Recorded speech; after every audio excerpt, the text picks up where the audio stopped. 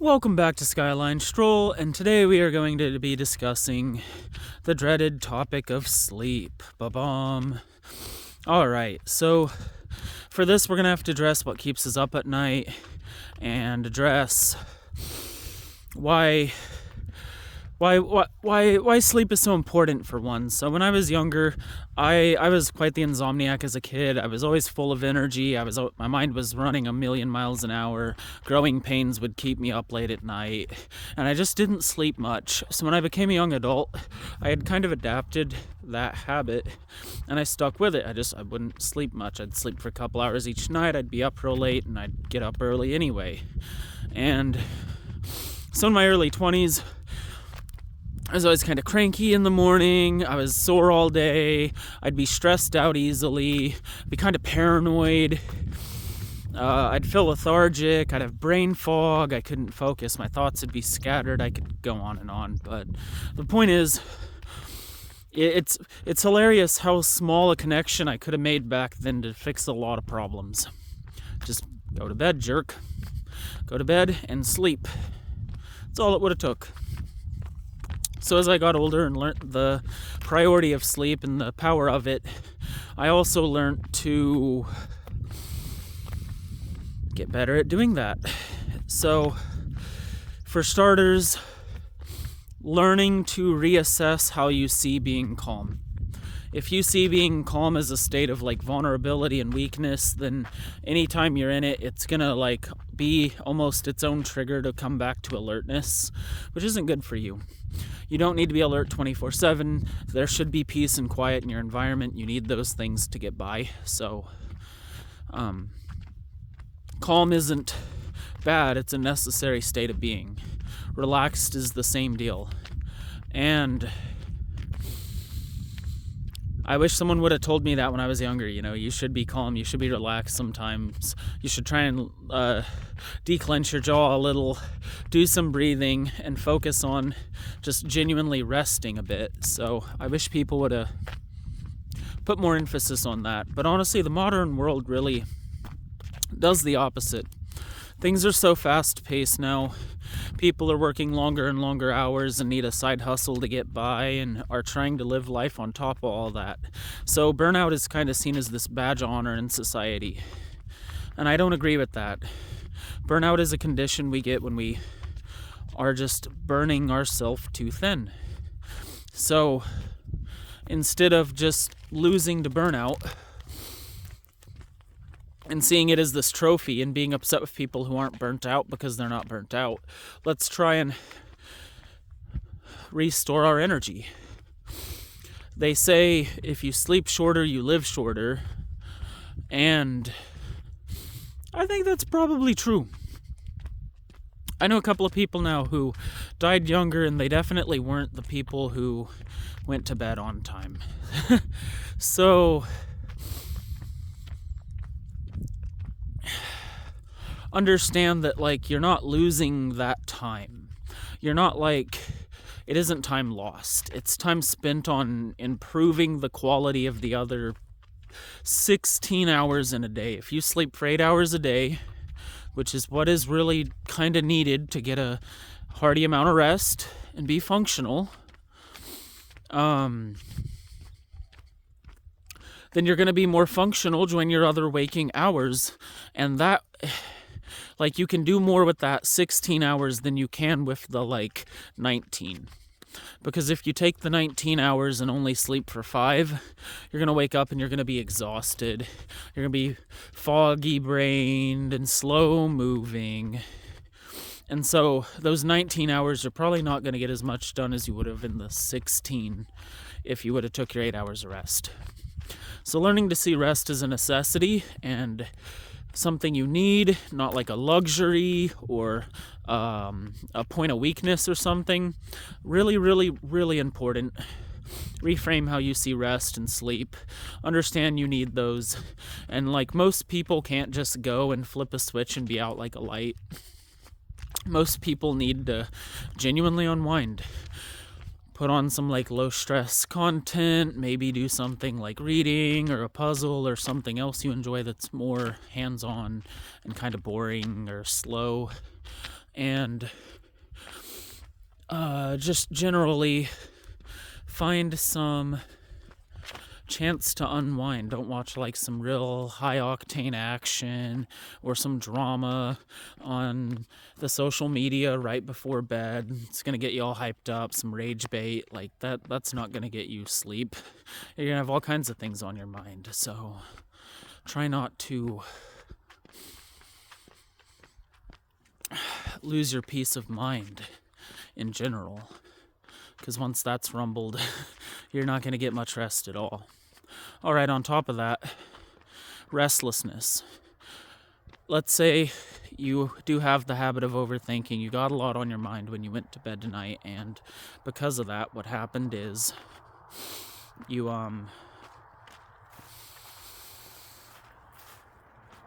lay there for a good 30-40 minutes unable to fall asleep, right? So now, because of that, your brain is slowly gonna, if that becomes consistent, it's gonna associate that with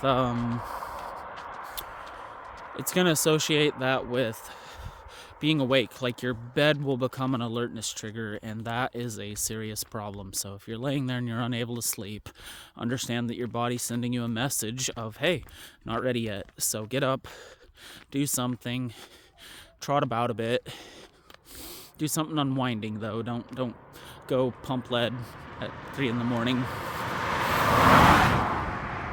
And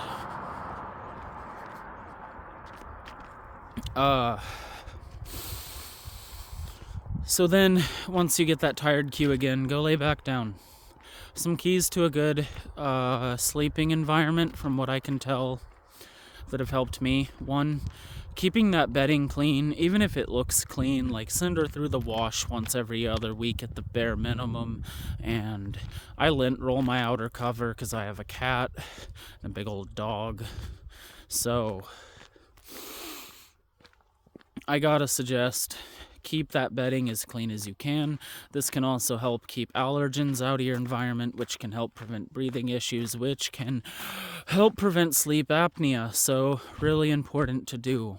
Furthermore, people sleep better in a colder environment than a warm one. When it comes to your bedroom, you should probably prioritize a colder bedroom over, like, too cold over too hot if you have to pick one. And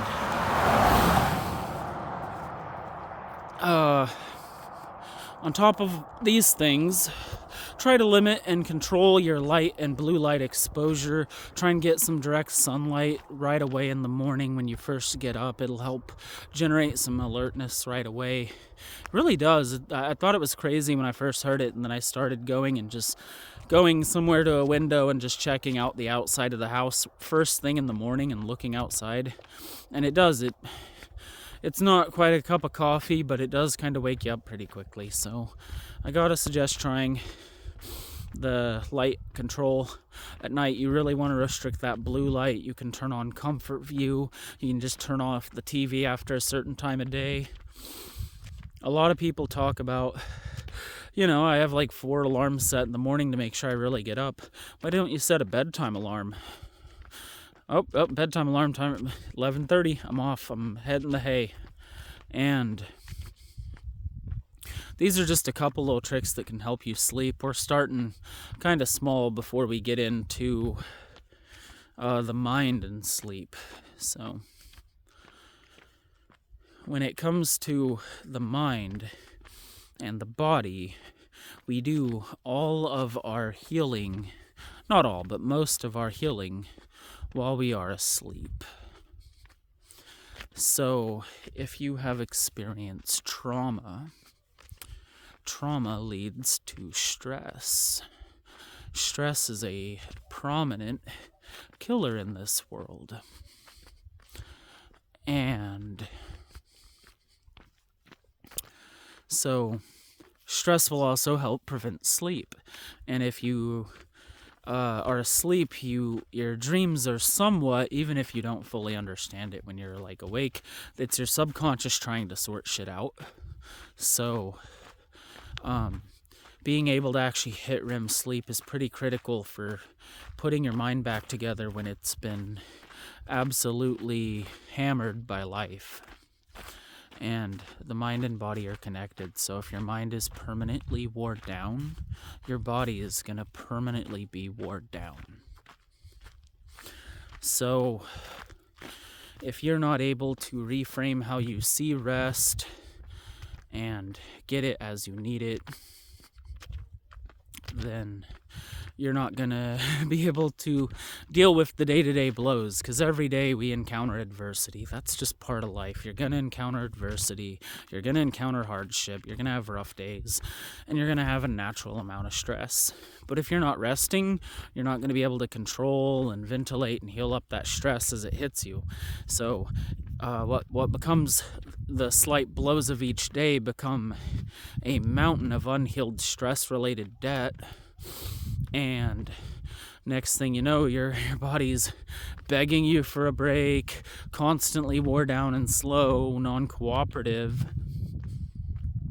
You gotta sleep. You gotta get that rest. Even if you're having like bitter night terrors that you really don't want to see. That's part of healing, man. Get them night terrors out of the way. Better now than for the rest of your life, right? And sorry, I keep hearing dogs, and I'm not sure why I would be hearing dogs out here. So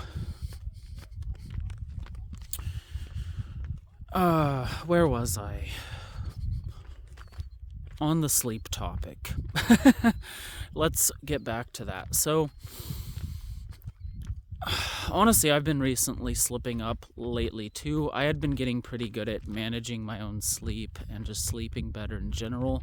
So to give an example, I now use a sleeping mask.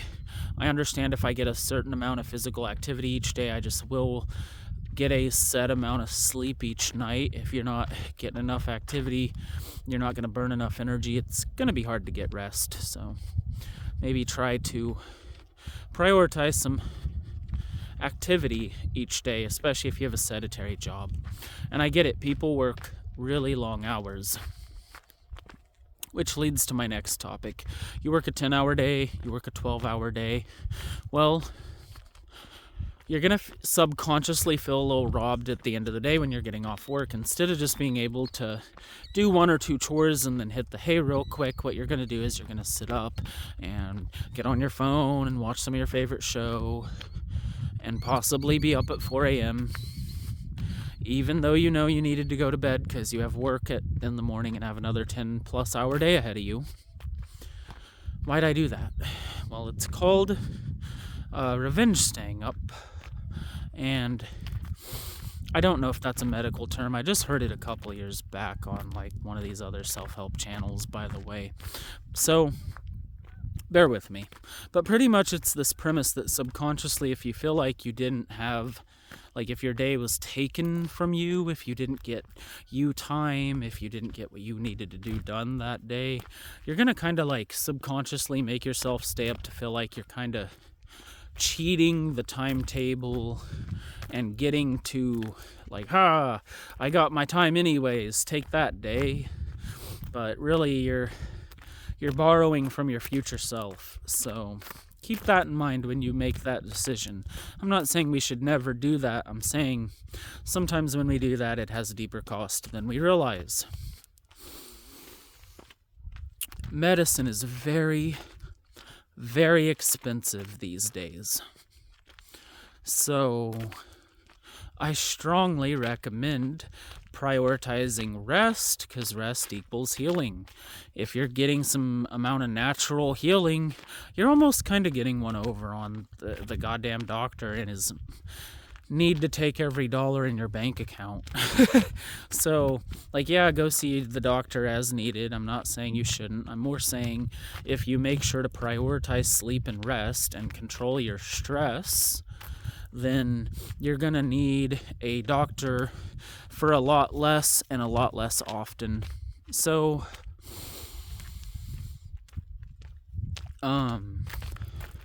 that's one reason I think rest is just beyond pivotal.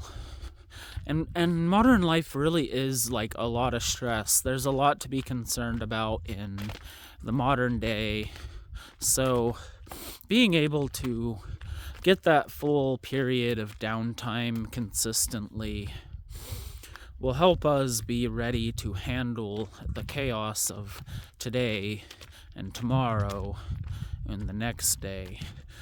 Every day is going to consistently come before us and be that day. So if we consistently rest, we might be able to perform consistently. Which leads to my next point. I don't actually use an alarm at all. I use a face mask. I currently, on my TV in my room, I have a TV in my room. Not the best play, but it is what it is for now. And it's helping. I'm using Tibetan singing bowls and crystal singing bowls to help me fall asleep. They're strange. Some guy just hits them with this little stick and like taps them, and they vibrate and go. It's great. Helps me sleep a lot, actually. So if you're really feeling restless-minded and just tense, strongly recommend loading up a video of that tonight and putting it on while you go to bed. So on top of that, I kind of wanted it to be like darker, moodier for the sleep video, so I waited a little later in the day to film this one intentionally. So as we get consistent at sleeping at the same time, like if you make sure you are going to bed at the same time and are getting up around the same time, what's going to happen is your body's going to adapt to that sleep pattern more regularly, and it's going to get better and better at doing it consistently the more consistent you are with it.